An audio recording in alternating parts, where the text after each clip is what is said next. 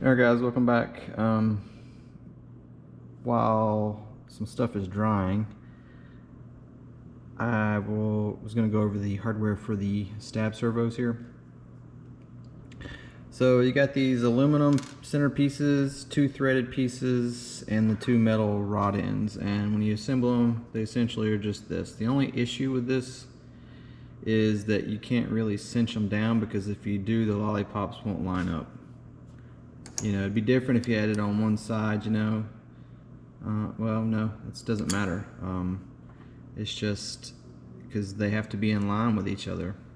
You know, you can't have one. They both have to be, you know, like if you're laying on the table here, they both have to be parallel to each other. Because if you cinch them down, they're not, and then you won't be able to get them possibly in place.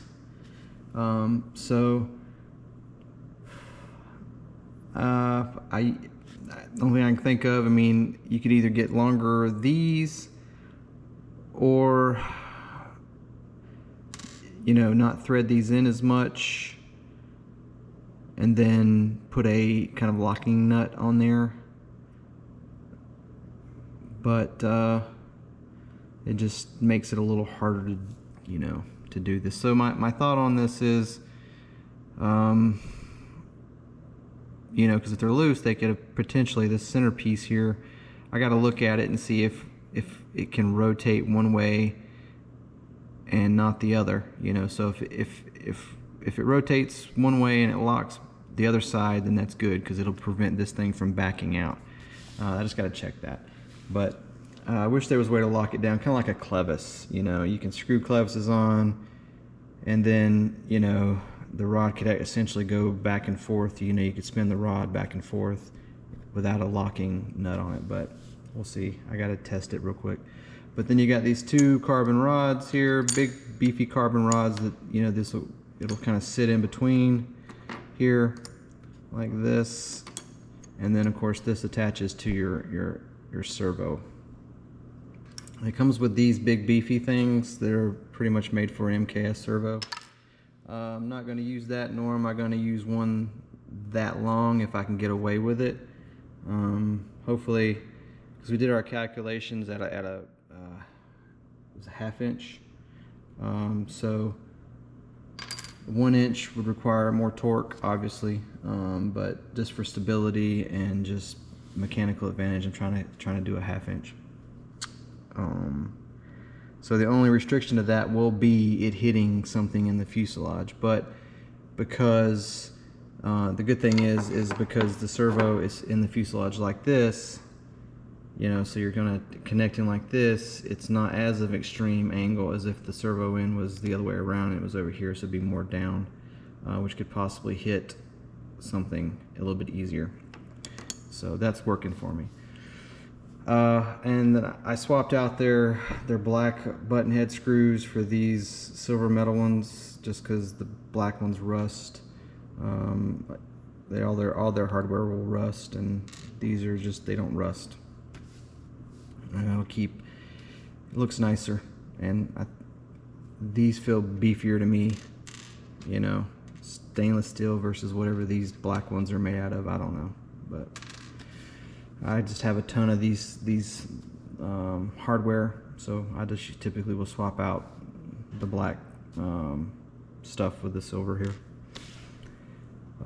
So I've already opened up the actual openings. The servos go in just fine.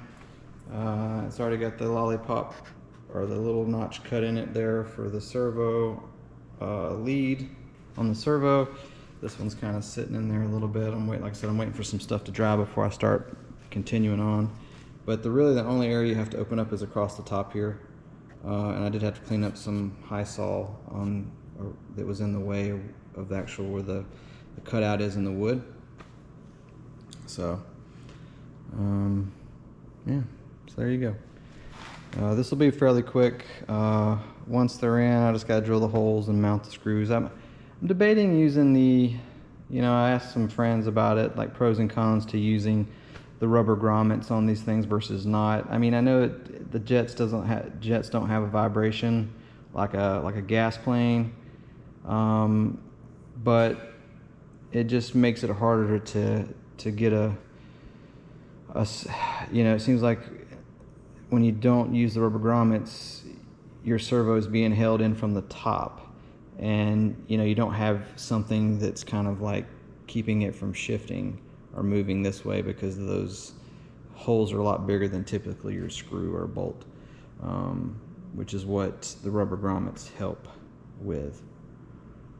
I don't know. What are your thoughts? I mean, I've used them. I don't like on the rudder. I put them on, and there's really no movement at all. You know, it's not like it's going to cause flutter just based on it kind of flexing in the rubber. But what are your thoughts on that? So I'm going to take a break. I'm getting a headache. My neck's bothering me, so I'm going to go get some food in the belly, take a little break, and then I'll come back out here and finish these servos and get working on cutting the top slot here for the arm, and then getting the carbon control horns glued into the stabs. So you guys take it easy. I'll see you shortly.